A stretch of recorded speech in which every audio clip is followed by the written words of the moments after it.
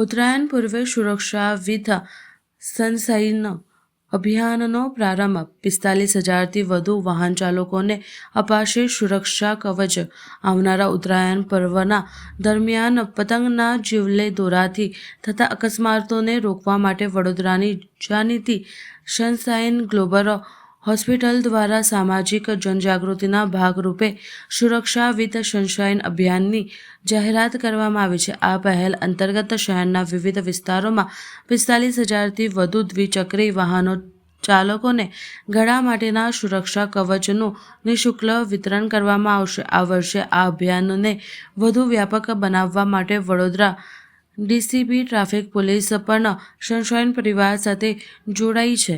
તાજેતરમાં આયોજિત એક વિશેષ કાર્યક્રમમાં ટ્રાફિક પોલીસના અધિકારીઓની ઉપસ્થિતિમાં જનજાગૃતિ કાર્યક્રમ યોજાયો હતો, જેમાં વાહન ચાલકોને ઉત્તરાયણ દરમિયાન રાખવાની સાવચેતી અને ટ્રાફિકના નિયમો અંગે સમજ આપવામાં આવી હતી. સનશાઇન ગ્લોબલ હોસ્પિટલના સંચાલકોએ જણાવ્યું હતું કે ઉત્તરાયણનો તહેવાર આનંદનો તહેવાર છે, પરંતુ દોરાને કારણે કોઈ પરિવારનો માણસ વિખરાઈ ન જાય તે માટે સૌની ફરજ છે કે આ વર્ષે અમે વધુમાં વધુ લોકો સુધી પહોંચવા માટે પ્રતિબદ્ધ રહીએ. હોસ્પિટલ દ્વારા વડોદરાના તમામ નાગરિકોને અપીલ કરવામાં આવી છે કે ઉત્તરાયણ દરમિયાન વાહન ચલાવતી વખતે ગળામાં સુરક્ષા કવચ અથવા રૂમાલ બાંધી અને હેલ્મેટનો ઉપયોગ કરવો, જેથી અકસ્માતનો જોખમ ઘટાડી શકાય.